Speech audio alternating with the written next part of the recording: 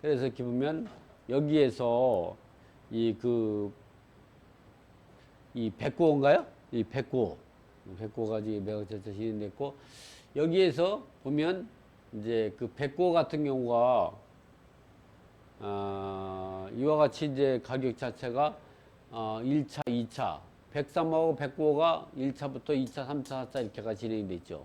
근데 여기에 그리고 장소가 있고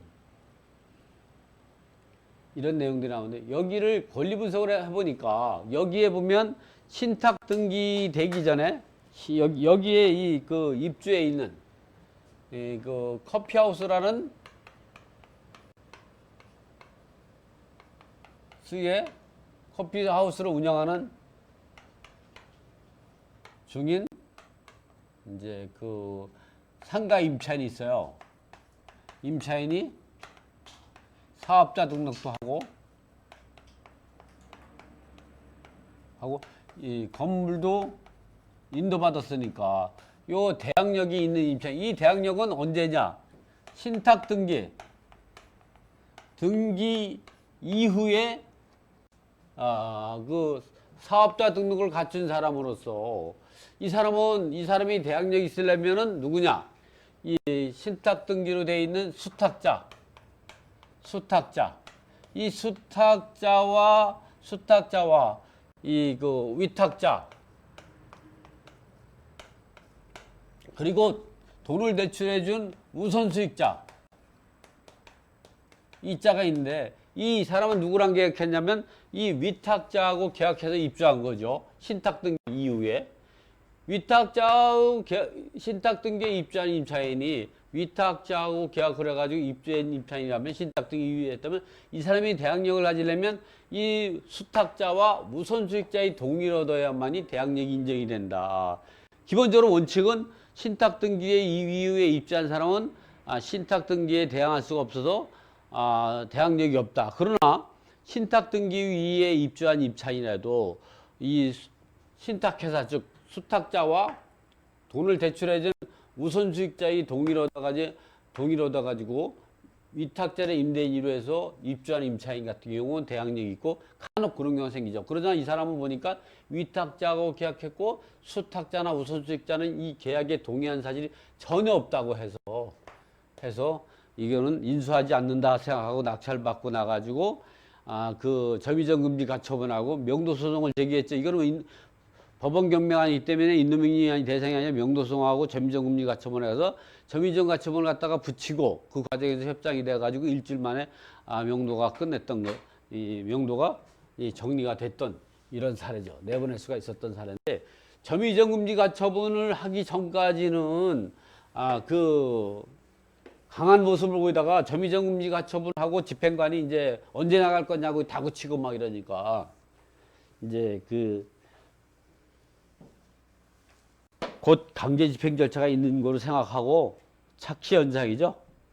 있다고 생각하고 이제 일주일 만에 나갔어요. 이사 비용 100만 원 주고 내보낼 수가 있었던 그런 사례거든요. 그 다음에 보면 이 사례에서 권리 분석은 어떻게 하면 되는가? 이런 사례를 보면 신탁세는 공매에서 권리 분석은 공적 장부를 통해서 확인하는 방법과 수탁자의 공매 담당자 그리고 우선수익자를 통해서 확인을 해야 된다. 우리가 이렇게 신탁 공매를 갖다가 이게 현장 공매든 원비드 공매든 권리 분석을 할 때는 이렇게 공적 장부와 수탁자의 공매 담당자 그리고 우선수익자, 대출한 금융기관에 통해서 우리가 권리 분석을 해야 된다. 그러면 이제 공적 장부를 통해서는 어떤 것을 해야 되냐? 이러한 공적 장부를 확인하는 방법 같은 경우는, 공적 장부는 등기부.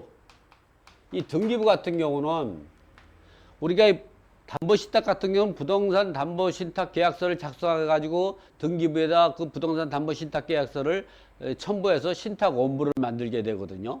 그렇기 때문에 여기 같은 경우는 등기부하고 신탁 원부를 확인하면, 신탁 원부에는 우선수익자가 누구, 위탁자가 누구, 수탁자가 누구, 대출 금액이 얼마, 이런 것들이 자세히 나와 있어요.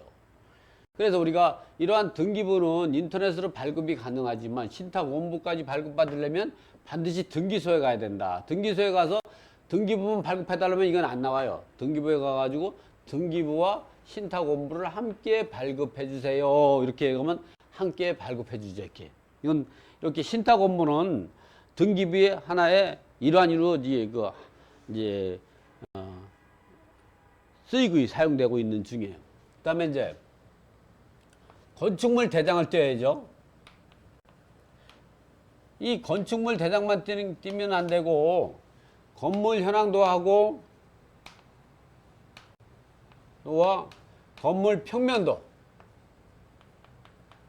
왜냐하면 이렇게 다세대 주택이라든가 이제 그 단독 한독짜리 아파트가 나홀로 아파트 같은 경우는 그 건물 현황도는 이 동해 배치도를 말하는 거죠.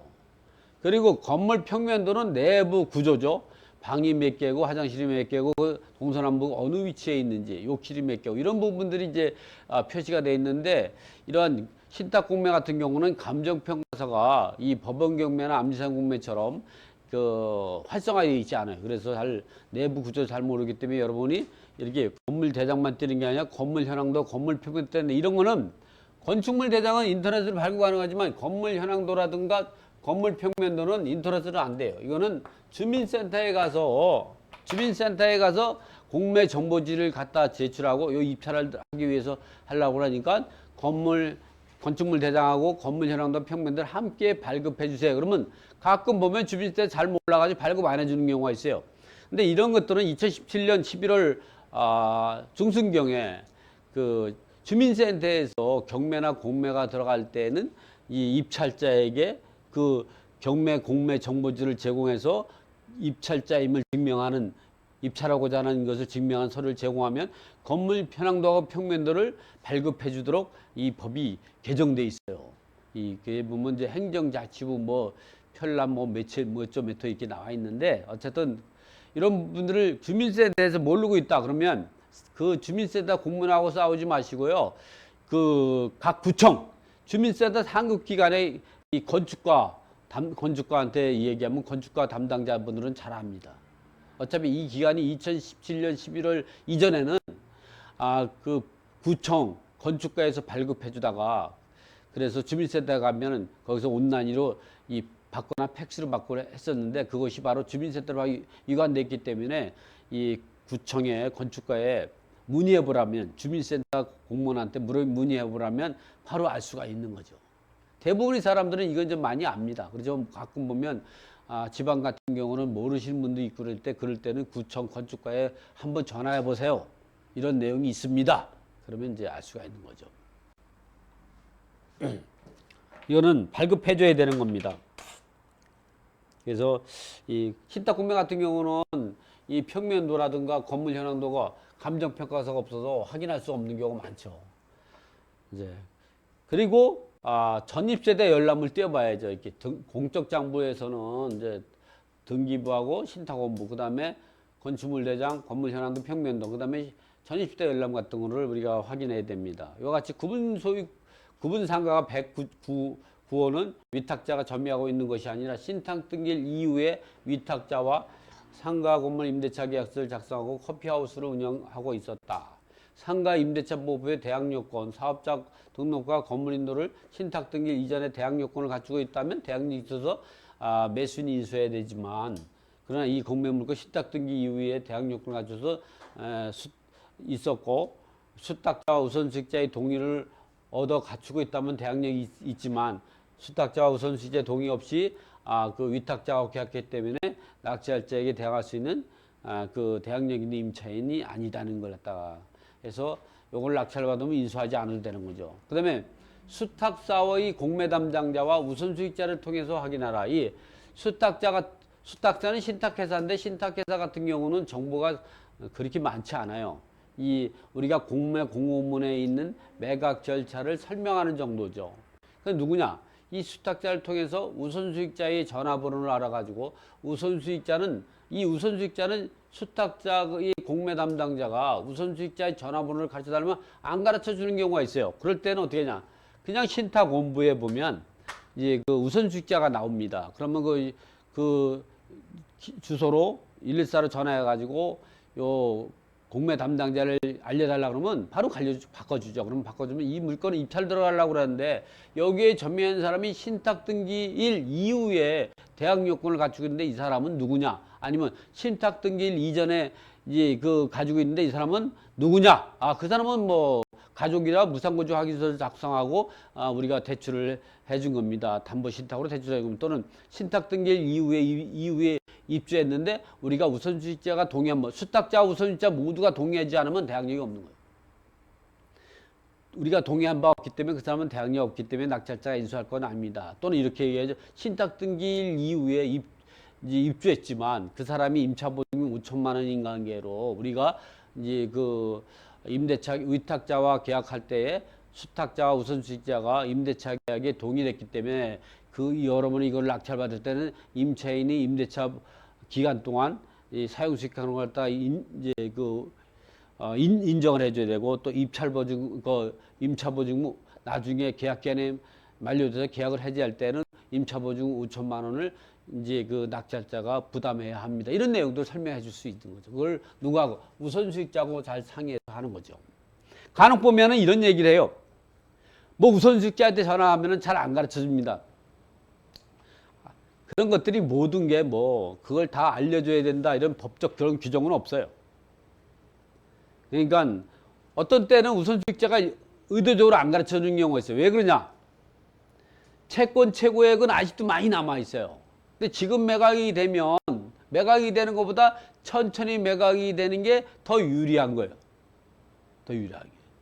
그럴 때는 이제 보면 이제 그런 정보를 잘 안 알려주는 경우도 있죠. 그러나 대부분의 경우는 정보 제공을 이제 해주죠. 어쨌든 이런 경우는 이제 보면 이제 이렇게 수탁자 우선주세 통해를 알고 이제 낙찰받고 나서 어떻게 하면 되는가. 그래서 인수할 것이 없어서 낙찰받고 나서 그래서 이 공매 물건은 필자의 지인이 낙찰받은 물건이다. 지인은 낙찰받고 나서 5일 이내에 한국자산시탁을 방문해서 매매계약을 작성했다. 그리고 필자에게 명도를 부탁해서 위임장을 가지고 현장을 방문해서 커피하우스를 운영하는 임차인과 하게 되었다. 대화가 쉽지 않아서 점유정금지가처분과 명도소송을 병행해서 진행했다. 이는 공매이기 때문에 인도민임 대상이기 때문에 명도소송을 반드시 진행해야 돼요. 그렇기 때문에 점유자가 바뀌면 또다시 명도소송을 해야 되기 때문에 반드시 점유정금지가처분하고 명도소송을 병행해서 진행해야 된다. 먼저 점유정금지가처분을 결정문을 집행관과 동행해서 상가접분 방문해서 임차인에게 전달했다. 그리고 명도소송을 진행하는 과정에서 협의가 이루어져서 명도를 할 수 있었다. 현재 그래서 이걸 다시 재임대 놨는데 1,000만 원에 월세 100만 원으로 부가세 별도로 해서 임대차 계약을 가지고 지금까지 가지고 있는 겁니다. 2억 3천만 원에 가는 구분 상가를 1억 7,300에 낙찰받아 가지고 보증금 1,000에 한 달에 100만 원씩 받으니까 이제 임대 수익이 괜찮죠. 그래서 이제 이렇게 계속 놓고 있다는 거. 이렇게 이제 현장 공매 같은 경우는 지금과 같이 이제 뭐 신탁기한에 현장 공매로 진행되는 경우는 이와 같이 이제 상가 같은 경우는 이제 그 현장 공매로 진행되는 게 맞습니다. 그래서 이런 부분들을 이제 여러분이 이제 낙찰 받아가지고 지금같이 진행하면 상당히 수익도 올릴 수 있고 막 이런 부분들이 있죠. 그래서 이제 그 신탁 공매로 매각되는 이런 공매 물건에 대해서 우리가 관심을 가질 필요가 있다. 그래서 요 23강은 신탁기관에서 현장 공매로 낙찰받아 성공한 사례를 같은 경우 설명을 드리면서 마치도록 하겠습니다. 자, 수고했습니다. 감사합니다.